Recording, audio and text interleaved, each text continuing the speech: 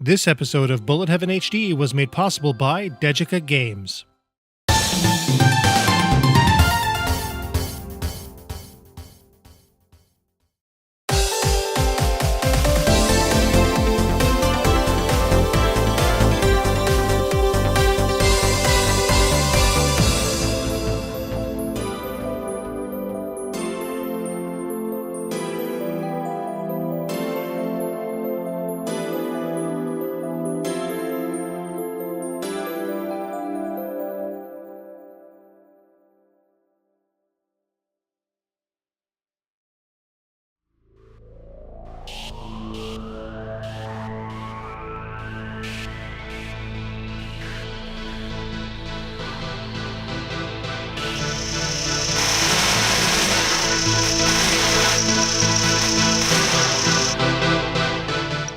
The personal computer continues to grow into the #1 place for shmup fans to get their fix as time goes on. Fewer and fewer releases are finding their way to consoles, and Degica in specific is making a huge effort to bring over all kinds of shooting goodness, with such titles as Eschatos, Judgment Silversword, Death Smiles, Mushihime-sama, and much more. One of the biggest surprises of PAX East 2016 in regards to shmups in particular was the announcements that RefRain Prism Memories was getting a Western release thanks to, you guessed it, Degica Games. RefRain Prism Memories is the third entry in a pretty obscure doujin series called Project Blank that originally saw release to PCs all the way back in 2005. Being the latest game in this small series, RefRain itself was developed by RefRain and originally released in 2011, with Degica releasing it to Western markets via Steam on May 12, 2016. It also features some pretty neat mechanics. Let's take a closer look.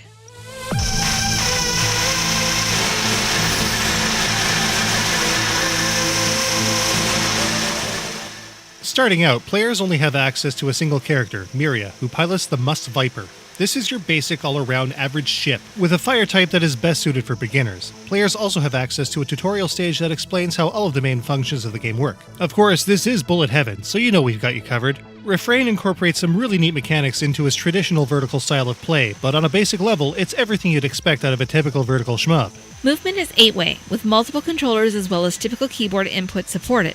No matter the method, ship movement is nice and solid. Players have access to a number of different techniques to deal with their enemy opposition. A main rapid shot does a fair bit of damage to incoming enemies, but there typically isn't a real popcorn type in this game. Everything seems to have a considerable amount of health to it when attacked with your regular old shot. Holding the fire button locks a portion of your ship's fire onto enemies. A focused low-velocity or LV style of fire is also available, which, as is typically the case, slows movement down as it's used for greater movement accuracy through the very intricate fire patterns that players will have to contend with. This focused power does a much better job of destroying lesser enemies and is typically what we use while playing, unless greater movement was required. However, this function must be assigned to the gamepad you happen to be using through the config tool if not using a keyboard setup. As players complete more of the game, additional characters are introduced by way of a mock messaging system. Players can then access T and Muse from the main menu. This is where the MEFA2 system comes into play. In addition to the different main and focus shots, each of these characters have vastly different types of attacks with different powers and ranges. Knowing which works best for a player's playstyle is half the fun, and will take experimentation with all three. The MEFA2, short for Mood, Emotion, Feeling, Effect Attack? Has varying attack types depending on how many times the input for set attack is pressed, up to a maximum of 4. A gauge in the bottom left-hand corner of the screen can be built up to a maximum of 6, so players can have a reserve of energy if push comes to shove. This gauge is filled by defeating enemies and can be charged up fairly quickly as a result. In addition, using MEFA2 on larger enemies with a level 3 or 4 attack also causes them to cease firing and drop additional medals as part of the knockback effect. This is indicated by a ring-style counter that lasts longer the larger the ring is. The higher the level of attack, the longer this effect will happen. Especially with boss encounters, the MEFA2 is a very handy tool that will assist players in getting through the fight much faster than normal. It's also the only way some enemies can be defeated, so careful use is sometimes recommended. Beyond all of this is the Concept Reactor. The Concept Reactor is a screen clear type technique that wipes away enemy bullets and converts them into harmless rainbow-colored shootable bits. It should be noted that enemies and laser-type attacks are unaffected by this ability. The Concept Reactor is charged through collection of metals. The larger they are, the better. Killing enemies as close as possible will increase the size of these metals, and using the MEFA2 can help in building up additional Concept Reactor stocks, to a maximum of 3. The Concept Reactor can greatly help in clearing away huge enemy fire patterns when things get a little too rough. RefRain is played over the course of 5 stages. Each one isn't especially long, but there is definitely a good amount of challenge to it all, especially starting in Stage 3. Each character is definitely varied enough that RefRain becomes both easy and very difficult in different parts, and that's not even taking the additional hard difficulties into consideration. Novices can also play in easy mode, but the game will end after Stage 4. RefRain is definitely a really playable bullet hell style game, so novices can get a really good taste of the genre if they're new to this kind of gameplay. As is usually the case, the player's hitbox is relatively small, in this case the canopy of each ship. Getting hit once will change the ship's color to red, with another hit killing the player. A lot of patterns will weave around and double back just before hitting the player in a mesmerizing vortex of color and crazy patterns. Of course, just as many patterns can corral the player into a tough spot and kill them dead just as easily as the patterns are beautiful to look at. There is also a pretty neat approach to extends as well. Collecting huge amounts of medals is how players score extra lives. Multiple extends can be obtained with ever-increasing requirements to get them. For example, the first extend happens at 500 pickups, and every 500 up to 1,000. Then every 1,000 to 3,000, every 3,000 to 15,000, and finally every 10,000 pickups. Players can max out the stock at 10 lives. The only real drawback to RefRain is having to find a controller that is able to be properly configured. Default pad settings are totally messed up. We just couldn't figure out how to start the game without totally rearranging the controls. As such, the Steam controller is out, so a proper 360 pad or stick is really the best way to go. That said, the Razer Sabertooth and Hori Gempad EX are good ways to go. On the whole, RefRain has a style of gameplay that can take a while to really master, but remains approachable enough that newer players shouldn't be especially intimidated, which is always a great thing. Most importantly though, it's a game that ends up being really fun to play, especially for players looking for some deep scoring mechanics.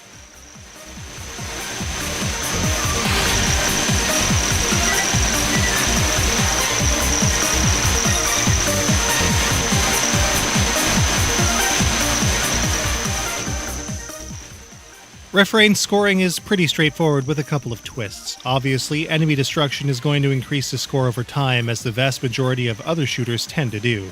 Collecting medals with as great a size and as fast as possible will also get players more points. The score is also greatly influenced by the Prism Count, which will rise and fall from various factors. The Prism Count is displayed on the left-hand side of the screen.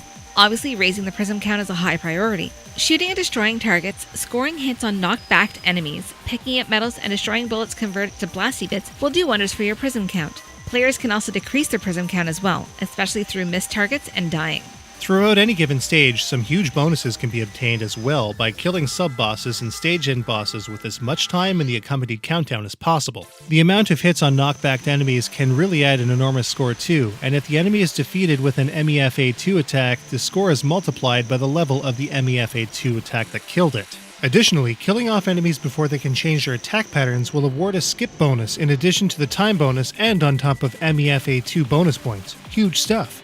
At stage end, another bonus is also applied that takes the stage clear count, lifestock, amount of each type of medal collected, highest hit combo count, and a rank ratio into consideration for an applied end stage bonus. If a player uses a credit to continue though, a decimal multiplier is applied and the end stage score will be reduced. Obviously, the higher the numbers, the better. Rank can be increased with player skill and a huge prism count. The fairly deep nature of the scoring system in RefRain makes it one that players looking for a challenging and rewarding score chase can really sink their teeth into. It's a side to the gameplay that, just like the core mechanics, takes a really long time to truly master, giving RefRain some pretty long legs in terms of replay.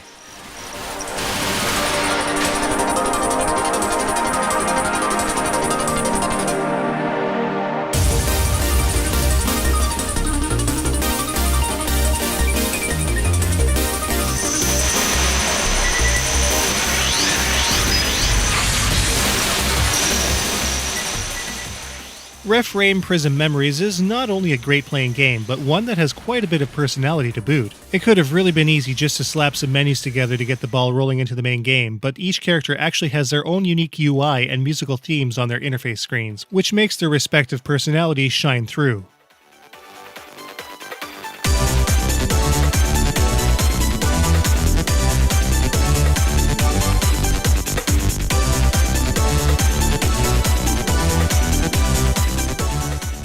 On the visual front, RefRain might seem a bit simple looking at first, but on the whole, the visual style works really well. Using a 3D polygon engine, everything runs at a snappy 60 frames per second with maxed out visual effects enabled. Going even further, tweaking the settings on your graphics card can make RefRain look like the silkiest, smoothest thing of all time while maintaining its sweet speed. Add to that some of the coolest looking bullet patterns we've seen in a Danmaku style game, and the visuals are just fantastic. Granted, the 2D elements are a bit on the blurry and or pixelated side of things, with the 3D elements being completely smoothed over by our NVIDIA GTX 750, but the character design and neat portrait pop-ins with the MEFA2 attack and concept reactor are pretty great. Enemy and weapon statuses appearing in the sidebars is also pretty nifty. The visuals are one thing, but the sound is another altogether. Easily the strongest part of RefRain's presentation, its OST is one not to be missed.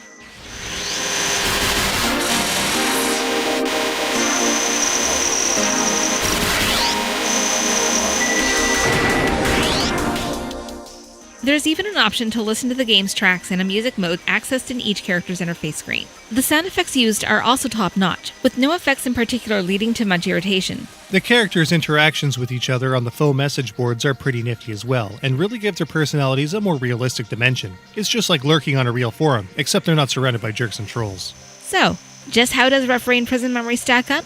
Let's take a look.